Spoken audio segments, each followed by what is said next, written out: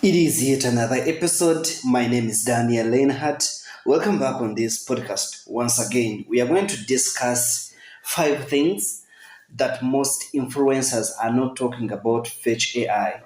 Fetch AI is, yes, an amazing cryptocurrency, but there are so many things that influencers have come out to speak about Fetch that are not actually right. And in the end of the day, they are making so many people do various poor investment decisions because of misinformation that is happening right now everywhere. When you look at YouTube videos, when you look at X tweets, when you look at various websites, what they are writing and speaking about Fetch AI, most of this information is actually not true. Look at how people are over hyping Fetch AI. I think Fetch AI is sometimes overhyped. And with this kind of information being put out there, so many crypto investors are making investment branders, because information put out there is simply overhyped. There are some people that are promoting uh, this technology, and it is actually being promoted in a very, very wrong way. So they are promising a lot of things that Fetch AI itself is not going to do. They are promising a lot of things that Fetch AI itself is not going to construct, or it is not actually even planning to develop them. But you find so many influencers putting out a lot of information about Fetch when they are actually not going to do anything. Ladies and gentlemen, I want us all to agree that crypto, AI tokens, Fetch itself, they are still very, very risky. And there are still so many chances of us losing our money, especially if we invest in anyhowly, not really focusing on how much are we putting there, how much research have we done in this particular cryptocurrency. Crypto is still very, very, very, very risky. So overhyped returns that are really being promised over Fetch AI have made so many people do branders, invest hugely in Fetch AI, and at the end of the day, it's not doing anything in return. When you look at so many tweets and videos promising Fetch returns, trying to compare Fetch and Ethereum, especially in terms of prices, I don't think it's right. Personally, I think Fetch is an amazing cryptocurrency. It is still good. It is amazing. It has a bright future. But in terms of growth and prices, it cannot be compared to Ethereum. But I still think that Fetch still has a bright future in terms of developments, in terms of technology, in terms of infrastructures. It is developing, and it will develop a lot of amazing infrastructures. But when it comes to price adoption, Ethereum is really very, very high, and you cannot compare these two cryptocurrencies. So I think overhyped returns about Fetch AI from various influencers come from YouTubers, bloggers, podcasters, Twitters, people on X. It is really overhyped. And when you look at it, you may think that Fetch is going to bring tremendous returns that have never happened before in crypto, which is really, really very, very wrong. There are so many lack of transparencies when it comes to Fetch AI, in my own opinion. And I think this is also something that is misleading a lot of investors, and also influencers are not really pointing out how untransparent Fetch is, because it is a new project and not much of its information is out there for the public to digest, to understand, to make research about, to read about. You know, not much information about Fetch is actually out there. It is still new. It started in 2018. So it is still relatively a new cryptocurrency when you compare it with cryptos that started in 2014. or 2013 or 2015. There are so many cryptos here that we started with in early 2016. So Fetch is relatively a new cryptocurrency project. So the financial details are actually not public. So it is not easy for investors to know how much is worth Fetch company. How much is worth Fetch company? How much is their net worth as Fetch enterprise? How much is how wealthy is it? Are there advisors? Are there board members? How much money is in treasury to maintain Fetch operations? How much is Fetch making to keep operations running? Are they going broke? Are they going bankrupt? We don't know this kind of information. So I still think that influencers have not really come up to raise these all issues in regarding to Fetch, and it could be really a little bit risky investing in something you do not know how strong it is. Okay, if you are an investor in Fetch, do you have this kind of information? Do you know how much worth Fetch operators are holding, and how much money is in reserve to do all the operations and all that? Maybe it is something that actually Fetch should look at and make it transparent, be transparent to investors, and also influencers be transparent to investors and explain to them what is happening at Fetch. It is also a point of discussion to understand whether Fetch token is registered as a securities. Is it actually registered as a securities, or it is not? Because if it is not, then there is a very, very big risk. We've seen various cryptocurrencies coming on board and then exiting a few months later, killing thousands and thousands of US dollars of investors, of course, and there is no regulatory bodies and laws, and because they are not registered, so regulatory bodies cannot actually even be involved in those kind of cases. So is Fetch AI registered as a securities, or it is actually not? Let's look at various regulatory warnings.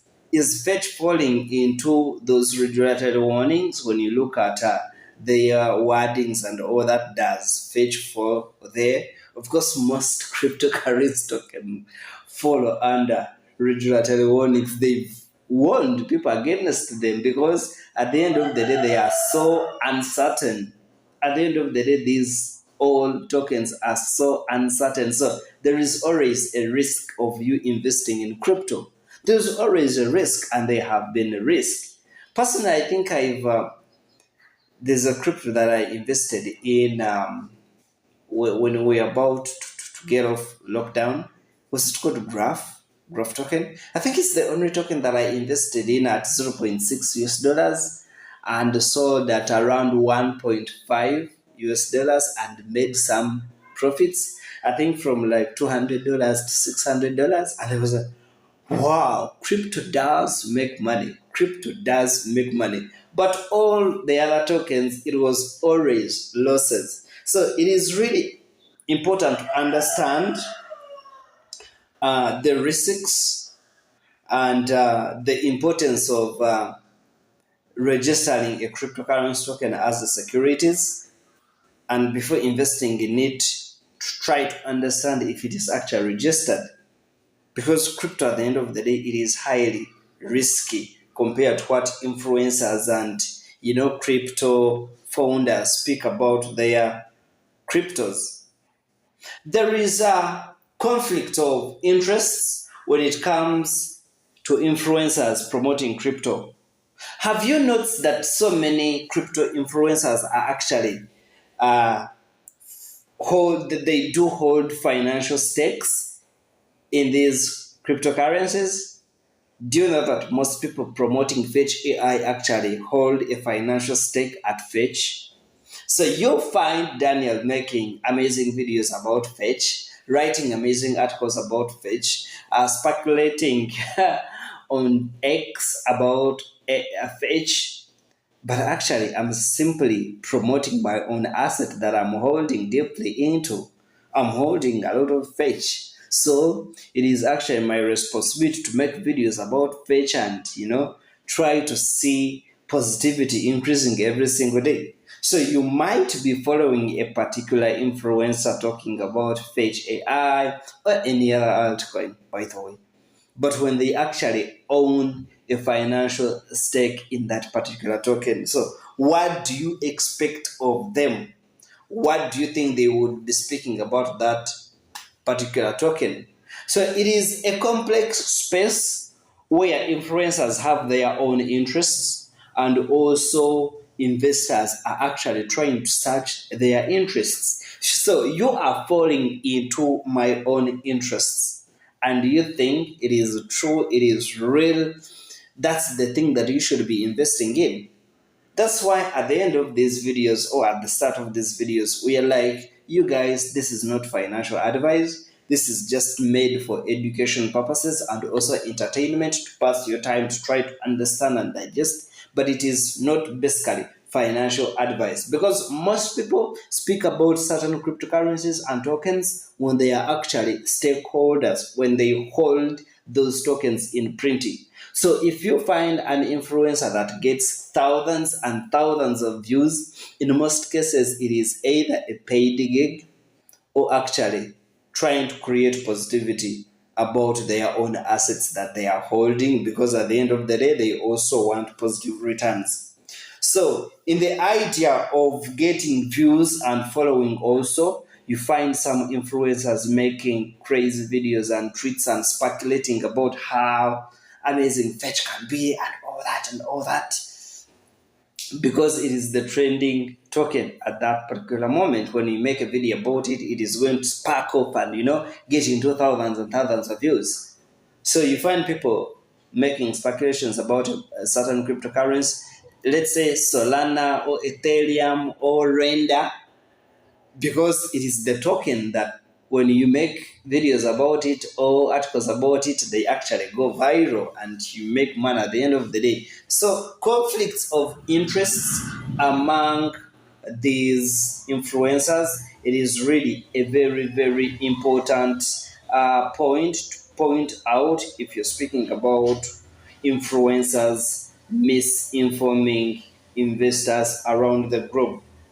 You will find out that most influencers or writers do not actually also do they lack due diligence before making these videos, writing these articles, or actually speculating on X. So lack of research and understanding have made so many investors do poor investment decisions.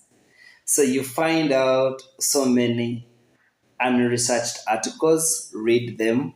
You find so many unresearched videos, watch them. You find so many speculative tweets, you read them, and they influence you to make a particular decision.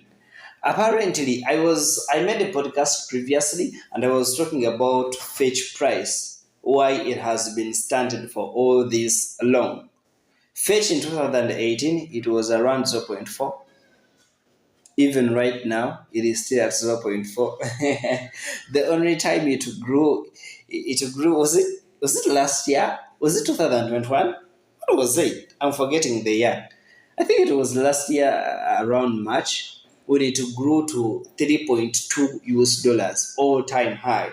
And everybody was like, wow, this is the next Solana. This is the next Ethereum. And right now, it is still zero point 0.4. So, where is the massive impulsive growth? However, it is a fact that Fetch is trying its best to build infrastructures. Fetch is trying its best to bring developers on board to develop on its network. It is trying to um, coordinate, make partnerships with various companies in order to grow Fetch Enterprise into a huge thing.